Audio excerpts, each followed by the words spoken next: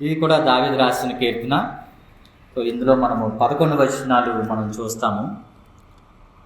దావీదు ఈ కీర్తన మనం చదివినట్లయితే దావీదుకి అంటే అక్కడ ఆ సమయంలో ఒక అపాయం ఉన్నట్టు కానీ లేక ఒక సమస్య ఉన్నట్టు కానీ మనం చూడము.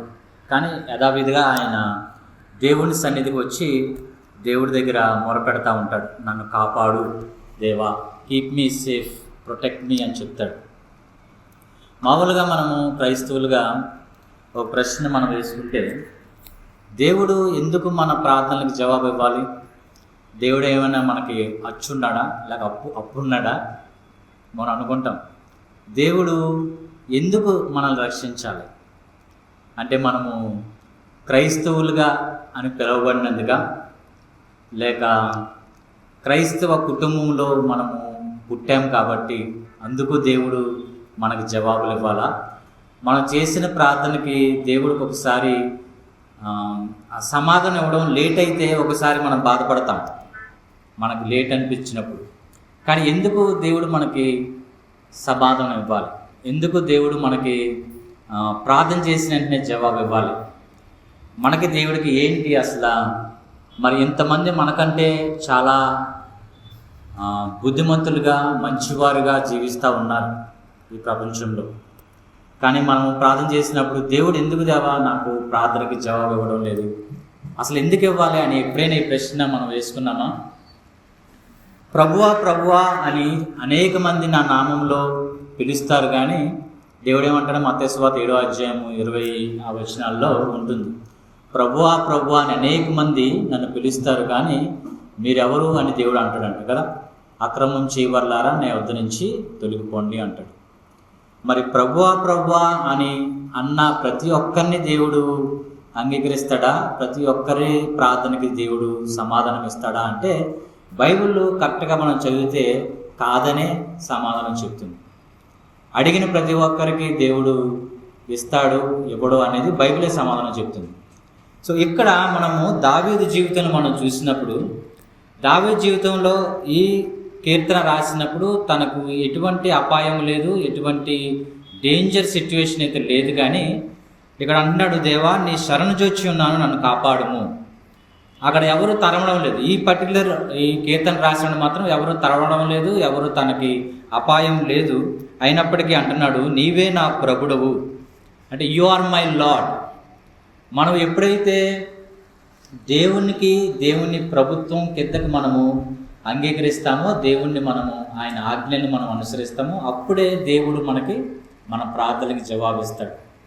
ఒక ప్రశ్న మనం వేసుకున్నట్లయితే, నేను ఏం చేశాను?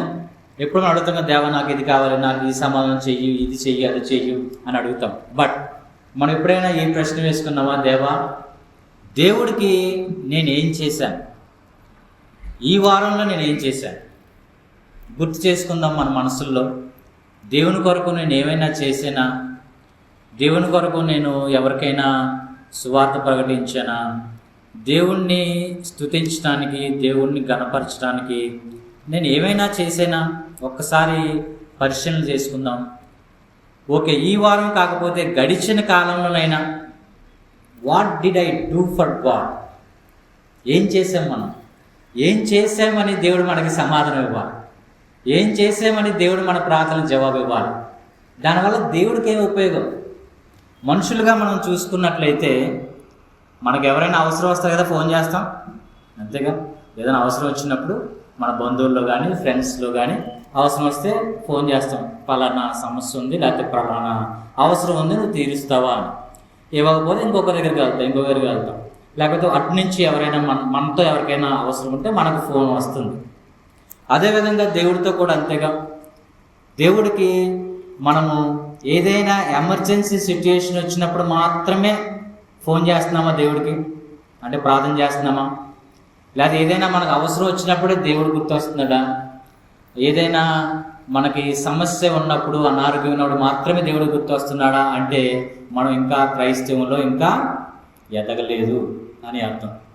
ఇంకా మనము అక్కడే ఉండిపోయాం అన్నమాట. అవసరం ఉన్నప్పుడు చిన్నపిల్లలు ఉంటారు కదా, ఆకలి వేసినప్పుడే అడుగుతారు. ఆకలి వేయలేదనుకో మమ్మీ గుర్తుండ్రు, డాడీ గుర్తుండ్రు. వాళ్ళ ఆటలు వాళ్ళు పనులే. మళ్ళీ ఎప్పుడైనా ఆకలి వేసినప్పుడు ఏదైనా అవసరం ఉన్నప్పుడు మమ్మీ దగ్గరికి వస్తారు. ఇంటి వాళ్ళు చిన్నపిల్లలు.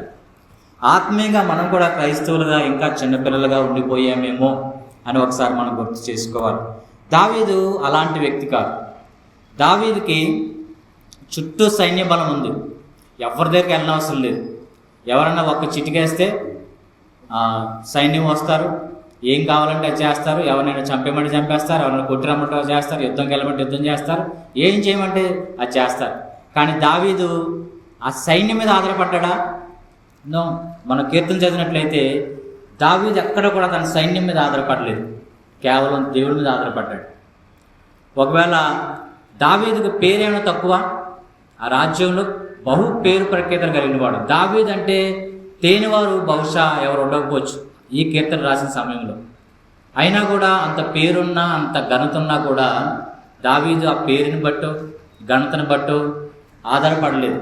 దాన్ని బట్టి అతను ఎక్కువగా ఊహించుకోలేదు.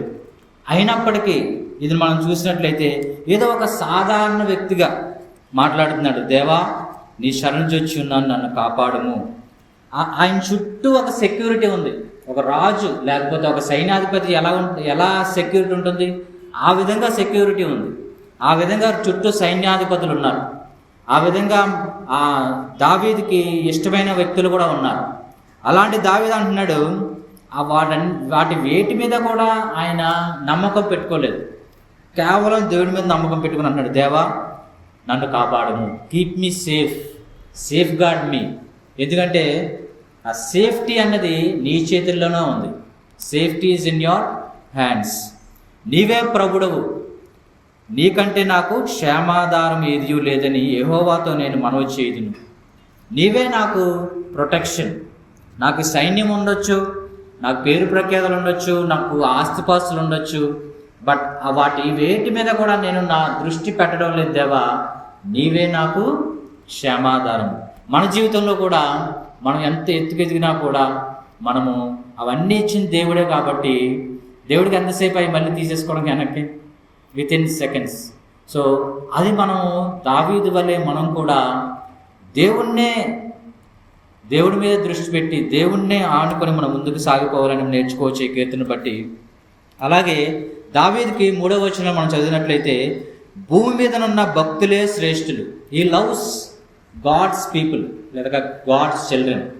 ఆయన దేవుణ్ణి ఇష్టపడతా ఉన్నాడు, అలాగే దేవుని పిల్లలను కూడా, దేవుని భక్తులు కూడా ఇష్టపడ్డాం. మనం కూడా మన స్నేహితులు ఎవరో మనం ఒకసారి చెక్ చేసుకోవాలి. మనము మందిలో ఉన్నప్పుడు ఓకే, మనందరము కలిసి క్రైస్తవులుగా దేవుని పిల్లగా ఉంటున్నాం, కానీ బయటికి వెళ్ళిన తర్వాత సమాజంలో ఉన్నప్పుడు మన స్నేహితులు ఎవరు? ఎక్కువగా మనం ఎవరి మీద ఆధారపడతాం? మనం ఏదైనా ఒక సలహా తీసుకోవాలన్నా, వాళ్ళు ఏదైనా నిర్ణయం తీసుకోవాలన్నా, ముందుకు వెళ్ళాలన్నా మనము ఎవరి సలహాల మీద వెళ్తున్నాం? పెద్దవారు ఉంటారు, మంచిదే, ఎల్డర్స్ ఆర్ గుడ్, బట్ వాళ్ళు దేవుని సంబంధించిన వాళ్ళైతే ఇంకా మంచిది.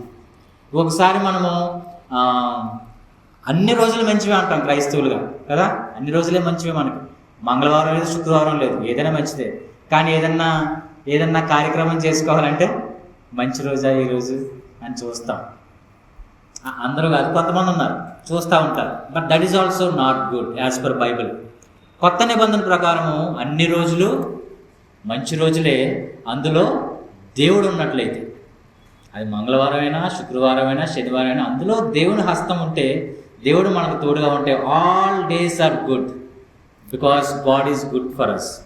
సో ఇలాంటివి కూడా మనము ఒక్కొక్కసారి పెద్దలైన క్రైస్తవులు తో సహవాసం చేసినప్పుడు, లేక ఆత్మీయులైన సహోదరులు సహవాసం చేసినప్పుడు మనకి ఇలాంటి ఆలోచనలు వస్తూ ఉంటాయి.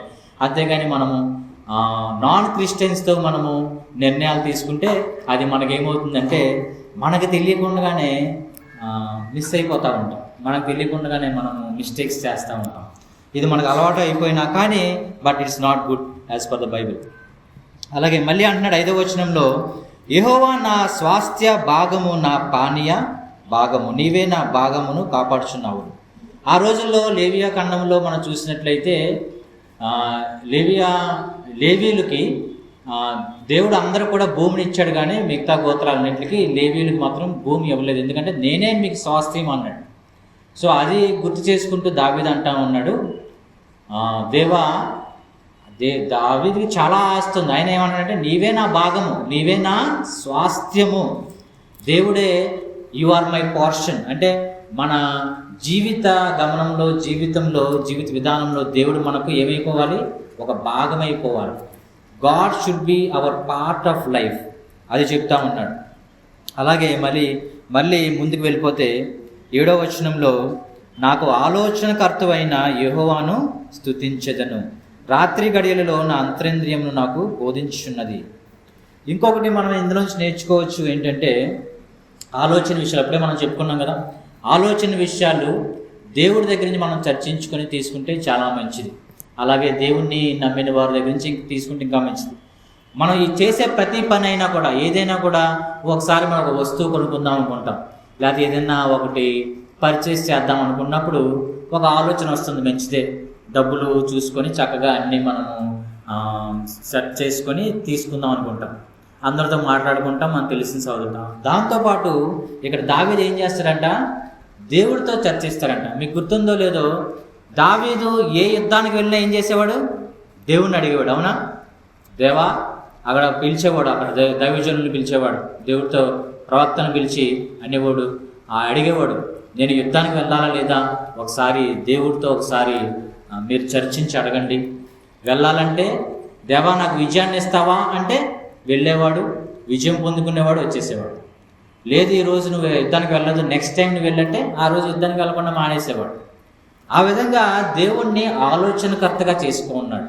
మనం కూడా ఏదైనా ఒక పని పూనుకున్నప్పుడు, ఏదైనా పని చేసినప్పుడు, లేకపోతే ఏదైనా నేర్చుకుందాం అనుకున్నప్పుడు, ఏదైనా అనుకున్నప్పుడు దేవుడు ఆలోచన తీసుకోవడం చాలా చాలా మంచిది. చాలా విషయాల్లో మనం ఒకసారి వెయిట్ చేయాల్సి వస్తుంది.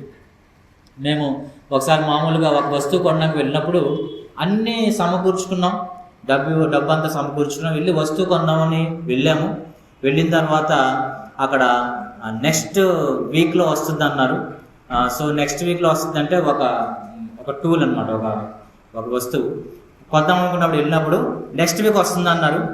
సో నెక్స్ట్ వీక్ మనీ అంతా తీసుకుని వెళ్ళాం. మనీ అంతా తీసుకుని వెళ్ళిన తర్వాత 2-3 షాపులు చూసిన తర్వాత ఆ షాప్ ఫైనలైజ్ చేసుకుని వెళ్ళాం. వెళ్ళిన తర్వాత ఎందుకనో అక్కడికి వెళ్ళిన తర్వాత అప్పటి వరకు అతను రండి మీకు రెడీగా ఉంది తీసుకుని వెళ్ళండి అన్నాడు. వెళ్ళిన తర్వాత అక్కడికి వెళ్ళిన తర్వాత ఇప్పుడే మీరు రారేమో అనుకొని వేరే వాళ్ళకి అమ్మేస్తున్నాను. ఏంటి మనం ప్రార్థన చేసుకున్నాం, మంచిగా వస్తువు కొనుక్కుందాం అనుకున్నాం, కానీ ఎందుకనో తీసుకోకుండా వచ్చేసాం. తర్వాత ఇంకొక షాప్ దగ్గరలో వెళ్ళినప్పుడు అక్కడ వస్తువు ఉంది, కానీ అది కొంచెం డ్యామేజ్ అయి ఉందన్నమాట. అది ఎలాగా వచ్చాము, డబ్బులు ఉన్నాయని ఒకసారి ఆత్రం ఉంటుంది కదా మనకి, ఇంక అన్నీ అయిపోయినాయి, ఇంకేముంది, చిన్న డ్యామేజ్ ఏదైతే ఏముంది అనుకుంటాం. కానీ అది ఎందుకనో తీసుకోకూడదా అని ఒకసారి మనసులో ప్రార్థన చేసుకున్నప్పుడు ఎందుకులే సర్లే మళ్ళీ చూద్దామని చెప్పి మళ్ళీ వెనక్కి వచ్చేసాం. సో తర్వాత దేవుడు అనుకోని రీతిలో 1 వారం 10 రోజుల తర్వాత చాలా తక్కువ, మేము అనుకున్న దానికంటే ఇంకా తక్కువ రేట్లో ఇంకా చక్కని ఆ వస్తువు మాకు దొరికిందనమాట. So what we thought is God, మనం అడిగినప్పుడు మనం లాస్ కాకుండా, మనం ఎక్కువ పెట్టేసామనే ఫీలింగ్ మనకు లేకుండా, అది ఎక్కువ కాలం వచ్చేలాగా మనకు ఏది అవసరమో అది దేవుడు ఇస్తాడని మాకు అర్థమైంది. సో ఇలాంటివి ఒక్కొక్కసారి చిన్న చిన్న విషయాలైనా కూడా ఏమవుతుందంటే దేవుణ్ణి ఆలోచనగా మనం చేసుకున్నప్పుడు దేవుడు దాని ప్రతిఫలము మనము కల్లారా చూసేలా చేస్తాడు. దావీదు అదే చేసేవాడు. ఏది చేసినా, యుద్ధం గురించి అయినా, యుద్ధ విషయాలైనా, లేకపోతే ఏదైనా రాజ్యంలో ఏ పని పరిపాలన చేయడానికి ఏదైనా కూడా దేవుడితో చర్చించిన తర్వాతే తన నిర్ణయం తీసుకున్నాడు. అందుకే ఆయన అనేక సంవత్సరాలు 40 years ఆయన చాలా ఘనంగా మంచి పేరు తెచ్చుకొని పరిపాలన చేశాడు. సో మనం ప్రతి విషయం కూడా ఏది నేర్చుకోవాలన్నా, ఏది కొనుక్కోవాలన్నా, ఏ నిర్ణయం తీసుకోవాలన్నా దేవుడితో చర్చించి చేసినప్పుడు మనకు దేవుడు సరైన రీతిలో మనల్ని నడిపిస్తాడు. ఒక్కొక్కసారి మనం ఎక్కడికైనా వెళ్ళినప్పుడు GPS పెట్టుకుంటాం, అవునా? ఒకసారి మేము చాలా దూరం పటాన్చేరు అవతల ప్రయాణం చేస్తుంటే GPS పెట్టుకుని వెళ్ళిపోతున్నాం లెఫ్ట్ తిరిగాము కారు వెళ్ళినప్పుడు. ఆ లెఫ్ట్ కదా డెడ్ అండ్ అది ఏమీ లేదు. దాటిన తర్వాత చెరువు అనమాట. జీపీఎస్లో మాత్రం లెఫ్ట్ నుంచి ఇంకా స్ట్రైట్కి వెళ్ళమని చూపిస్తుంది. నిజంగా జీపీఎస్లో ఇంకా స్ట్రైట్కి వెళ్ళి చెరువులో పడతాం వెళ్ళి. సో జీపీఎస్ కూడా మనం మోసం చేస్తుంది. సో కానీ దేవుడు మాత్రం ఎప్పుడు మనల్ని మోసం చేయడు. ఆయన నమ్మదగిన దేవుడు. ఆయన్ని మనం డైరెక్షన్ అడిగితే, ఆయనని మనము ఆలోచన అడిగితే తప్పకుండా అది స్థిరమైన ఆలోచన ఇస్తాడు. అది మనకు యూస్ఫుల్ అయ్యేది, ప్రయోజనకరమైనది ఇస్తాడు. సో మనం చివరిగా వచ్చేసినప్పుడు 10వ వచనం చదివితే, ఎందుకనగా నీవు నా ఆత్మను పాతాళంలో విడిచిపెట్టవు, నీ పరిశుద్ధిని కుళ్ళి పట్టనివ్వు. ఇది ఎవరి కోసం రాశాడు ఈ వచనం ఎవరని చెప్తారా? ఇది దావీదు కోసం. అయితే దావీదు నిద్రించి చనిపోయి ఆయన శరీరం అందరిలాగే కుళ్ళు పడిపోతుంది, అంతేనా? కానీ మరి ఎవరి కోసం రాశాడు? యేసయ్య గురించి. సో ఈ కీర్తనని ప్రవచనాత్మకమైన కీర్తన అని కూడా అంటారు, మెస్సయిక్ శామ్ అని అంటారు. ఎందుకంటే ఈజ్ ఆల్ అబౌట్ జీసస్. ఇదే మనము యాక్ట్స్లో అపోస్తుల కార్యాల గ్రంథంలో 2వ అధ్యాయంలో కూడా మనం చూస్తాం. అపోస్తుల కార్యములు 2వ అధ్యాయం 25వ వచనంలో ఇదే రెఫరెన్స్ మన నూతన నిబంధనలో కూడా మనం చూడొచ్చు. పేతురు పెంతెకోస్తు పండుగ దినం రోజు మాట్లాడినాడు, లేచి నిలబడి అందరి ముందు మాట్లాడతాడు కదా. అప్పుడు ఈ కీర్తనను ఒకసారి జ్ఞాపకం చేసుకుంటాడు. 25వ వచనం చదువుతారా? ఆయన గురించి దావీదు ఇట్లా, నేను ఎల్లప్పుడూ నా ఎదుట ప్రభువును చూచుంటుని, ఆయన నా కుడిపార్శ్వన ఉన్నాడు కనుక నేను కదల్చబడను.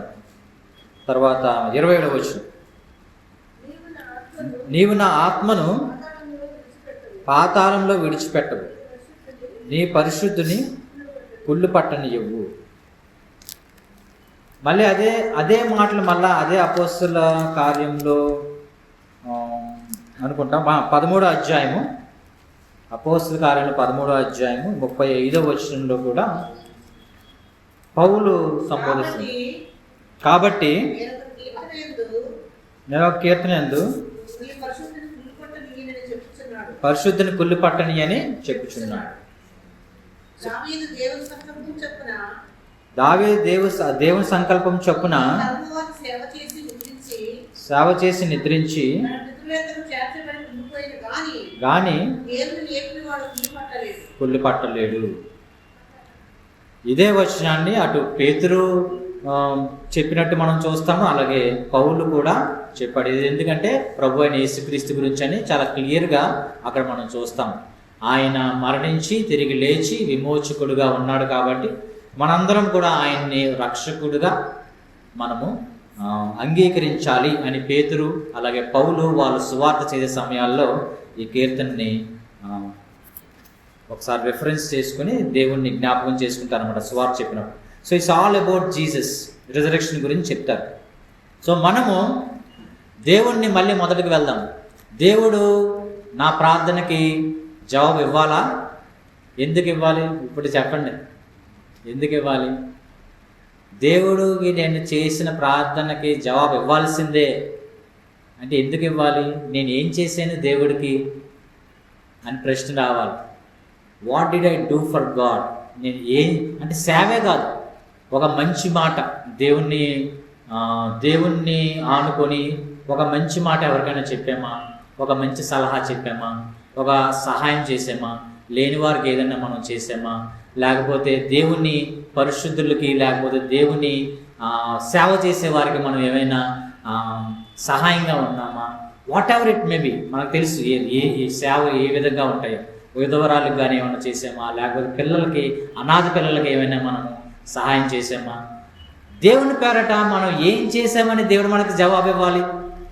దేవుని మహిమార్థమే మన జీవితం ఏ విధంగా జీవించామని దేవుడు మన ప్రార్థనకి ఆన్సర్స్ ఇవ్వాలి. దేవుడు ఎందుకు రక్షించాలి? ఫస్ట్ ఆఫ్ ఆల్ మనల్ని మనం ఏమైనా గొప్పవారమనా, మన క్రైస్తవ కుటుంబంలో పుట్టామనా, లేకపోతే మన ముందు నుంచి ఒక డినామినేషన్లో ఉన్నామనా? Not at all. ఒకవేళ అటువంటి ఉంటే మాత్రము బైబిల్ అది ఏం చెప్పడం లేదు. వాట్ ఎవర్ మనం విన్నది ఒకటైతే బైబిల్లో మాత్రం అది లేదు. మనము ఏ విధంగా రోజు మనం ఏ విధంగా జీవిస్తూ ఉంటామో ఆ విధంగానే దేవుడు మనకి ప్రతిఫలం ఇస్తుంటా వెళ్తాడు. ఎప్పుడో మా తాతలు లేదా ఎప్పుడో మా అమ్మమ్మ, మా నాన్న, మా అమ్మ చేసిన సేవను బట్టి దేవుడు నన్ను దీవించేస్తాడంటే బిజినెస్ నడుస్తాయా? ఆస్తి కూడా ఏమవుతుంది? తరిగిపోతుంది. మన అమ్మ నాన్నలు సంపాదించిన ఆస్తి మనం అనుభవిస్తే ఏమవుతుంది? తరిగిపోతుంది. మనం మళ్ళా సంపాదించుకోవాలి, మళ్ళీ మనం ఆలోచనతో ముందుకు వెళ్ళాలి. The same way spiritual journey కూడా అంతే. మనము ఏమైతే దేవుని కొరకు చేస్తామో దానిని బట్టే దేవుడు మనకు జవాబిస్తాడు. సో ఎప్పుడైతే మనము గొప్పగా గర్వంగా ఎప్పుడు చెప్పగలమంటే దేవా నా ప్రార్థనకి జవాబు నువ్వు ఇవ్వాలి దేవా అని అడిగే ముందు మనము దేవుడికి ఏం చేసాము అనేది మనం జ్ఞాపకం చేసుకోవాలి. దావీదు దేవుడి కొరకు చాలా చేశాడు, కానీ అయినా కూడా ఎప్పుడో గర్వంగా మాట్లాడినట్టు మనం చూడం. అయినా కూడా అంటాడు, దేవా నేను నల్లి లాంటి వాడిని అంటాడు, నేను పురుగు లాంటి వాడిని అంటాడు. అవునా? నువ్వు పురుగు అంటే ఎంత కోపం వచ్చేస్తుంది మనకి కదా.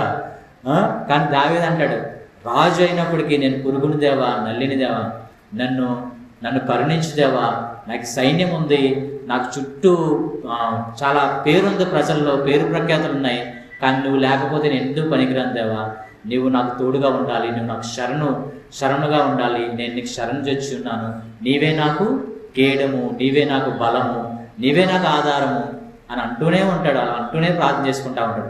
సో ఇప్పుడు మనం చేయాల్సింది ఏంటంటే సింప్లిఫై చేస్తే ఎమర్జెన్సీ సిచ్యువేషన్లో దేవుడి దగ్గరికి వెళ్ళడం మాత్రమే కాదు, అప్పుడు వెళ్ళాలి, తప్పులేదు, వెళ్తాం. మనం అవసరం ఉన్నప్పుడు మాత్రమే దేవుని దగ్గరికి వెళ్ళడం కాదు, ప్రతిరోజు దేవుడి దగ్గరికి వెళ్ళాలి. ఒకసారి టచ్ చేసేయాలి దేవుడిని ప్రతిరోజు, అది ఉదయమో సాయంత్రమో మధ్యాహ్నమో దేవుడితో కనెక్ట్ అయిపోవాలి. దేవా ఆ రోజు కనెక్ట్ అవ్వాలి. ప్రతిరోజు మనం దేవుడితో ఆ కనెక్షన్ మనం పెంచుకుంటా ఉన్నప్పుడు మనకి దేవుడు మన జీవితంలో మనకి ఇప్పుడు కూడా ఒక మంచి ఫ్రెండ్గానే ఉంటాడు. దావీదులాగా మనం కూడా ఒక చక్కని భక్తిని, చక్కని దేవుడి పట్ల ఒక ఆ అన్యోన్యత్యాన్ని లేకపోతే ఆ రిలేషన్షిప్ని మనము అది కంటిన్యూ చేసుకోవచ్చు. అది ఎప్పుడు అంటే ఎమర్జెన్సీలో మాత్రమే కాదు, అప్పుడప్పుడు మాత్రమే కాదు, అవసరం ఉన్నప్పుడు మాత్రమే కాదు, ప్రతిరోజు దేవుని మనం ఆదరణ చేసుకున్నప్పుడు, దేవుని మన నిర్ణయాల్లో ఆయన ఆలోచనకర్తగా చేసుకున్నప్పుడు, దేవుని మనం బలంగా చేసుకున్నప్పుడు, దేవుడు మనం గైడ్గా పెట్టుకున్నప్పుడు దేవుడు తప్పకుండా ఇష్టపడతాడు అవి మనం చేసే ప్రార్థనలకి.